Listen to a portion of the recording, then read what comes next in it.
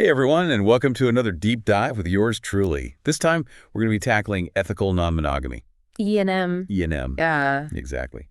And we've got some great material to work with today. Oh, for sure. We've got an interview with Dr. Zana Vrangelova. A leading expert? Yeah, leading expert, and then an article from Mr. Non-Monogamy. Who has an MSW background, so he's bringing some clinical knowledge to the table, too. Exactly. So by the end of this, whether you're just curious or really want to sound like an expert. Yeah, like you wrote the book on it. You will be. Yeah. Yeah. It's interesting right off the bat. You know how both Dr. Vrangelova and Mr. Non-Monogamy, they really push us to think beyond the surface level stuff about E&M, right? Yeah. There's so much more to it than just like being cool with your partner dating other people. Exactly. Yeah. There's so many nuances, and they both really highlight how crucial it is to understand those. Yeah, and I think it's really interesting how Dr. Vrangelova even got into this whole field, Oh, yeah. How was that? She was just fascinated by sexuality and like those controversial aspects of it. Oh, wow. So like really pushing the boundaries from the get-go. Yeah, and I thought this was so interesting. Yeah. She compared researching alternative sexualities to like voyages of explorers, Oh, wow. like Columbus. I love that analogy. Yeah. It makes you think about E&M like as this uncharted territory, right? Total. Like we're venturing beyond those typical monogamous maps of relationships. The old way of doing things. Exactly, and discovering all these new ways of experiencing love and connection. Yeah, and it's not just about exploring for the sake of it. She believes understanding this is crucial because it challenges like everything. Everything we thought we knew. Yeah, about love and commitment and relationship. Like what a relationship can even be. And she says these alternative relationship models can teach us so much about human connection just in general. Oh, absolutely. And then Mr. Non-Monogamy brings up this really important point about the potential harm and just lumping everything together. Yeah. Yes. Lumping every non-monogamous relationship together. Like calling every fruit an apple. Exactly. They share some similarities, but come on. The differences are important. Totally. And this is where I think his definitions are so helpful. Yeah. How does he define it?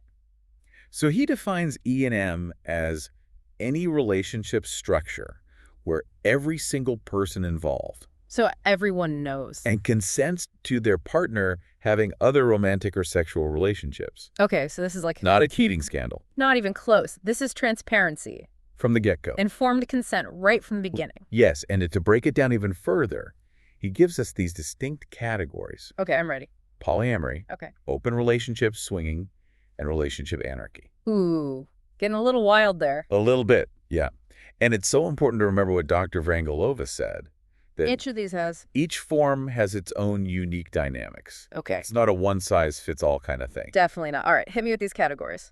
Okay, so polyamory, this is all about having multiple committed romantic relationships at the same time. At the same time. So like imagine a V, Like a V-shaped relationship. yeah, two people are both romantically involved with the third person and all three are like, yeah, we're good with this. Okay, so that's just one example of how polyamory can look. Exactly. Interesting. Okay, what about open relationships? Okay, so open relationships are more about having one primary committed relationship. So you have your main squays. You got your person, Okay. but you also have the freedom to explore sexual connections outside of that. Okay, so that's different. Different vibes. Very different. Yeah, and then there's swinging.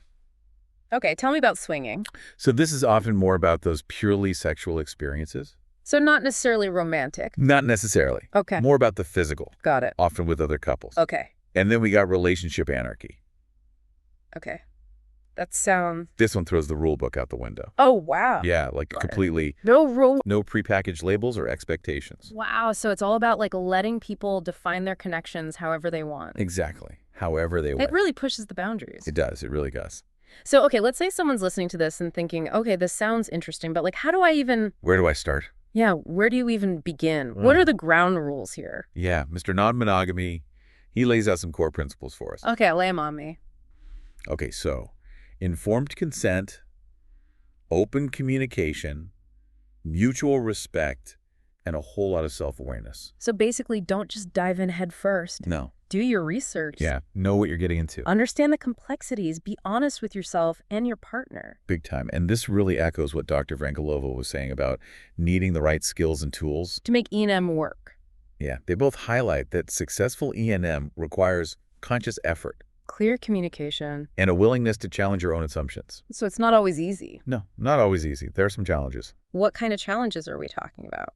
Well, Mr. Non-Monogamy, he points out some of the common ones. Okay. So managing jealousy, Makes sense. finding time for multiple relationships, Yeah, that's got to be tricky. dealing with the social stigma, Because not everyone's going to understand. right, and of course taking sexual health seriously. That's crucial with any relationship style, but especially important here.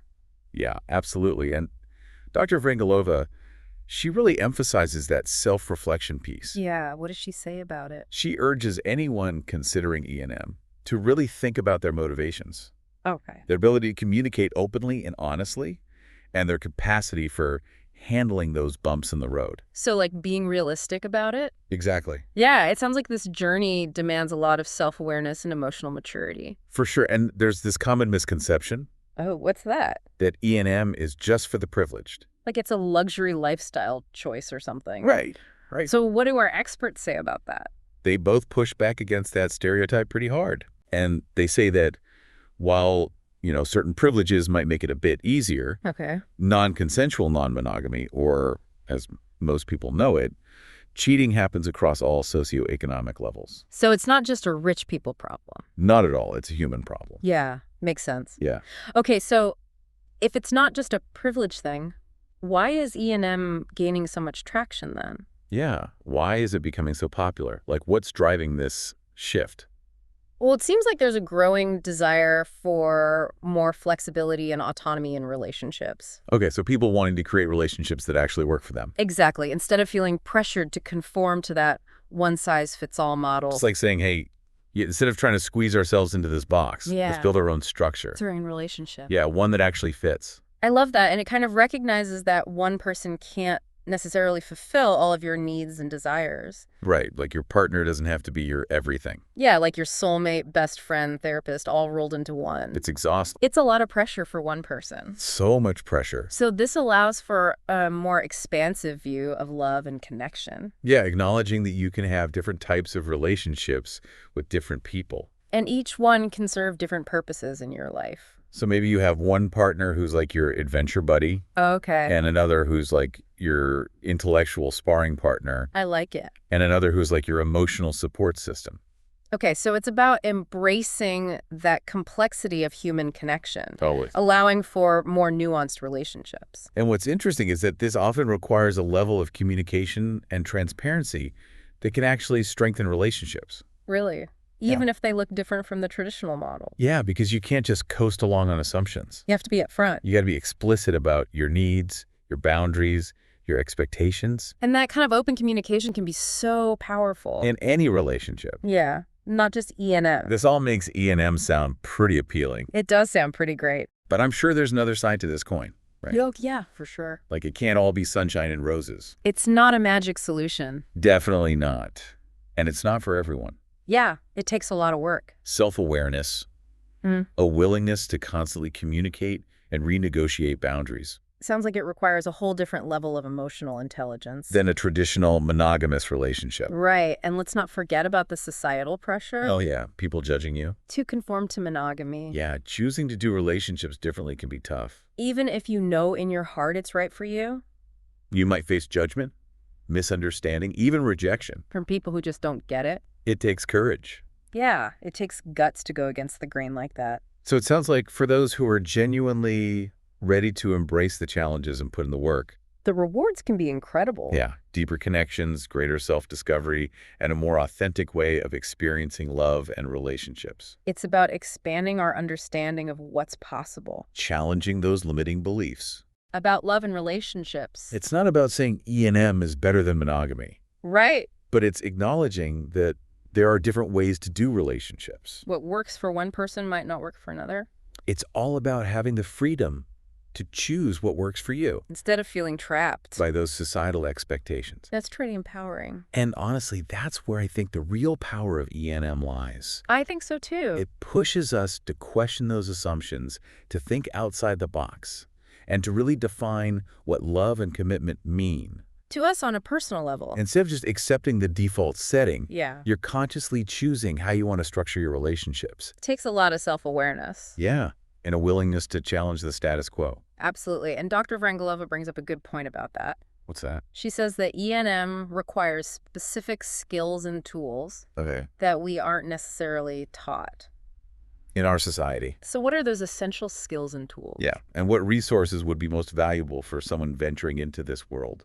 Well, it's like having a whole toolkit, right? Yeah, a whole E&M toolkit. Exactly. And I think the number one tool in there has got to be communication. Communication. Yeah. We've been talking about that a lot, but what does that actually look like in E&M? Well, it's more than just expressing your feelings. Which is important. Oh, absolutely. But you also got to be a good listener.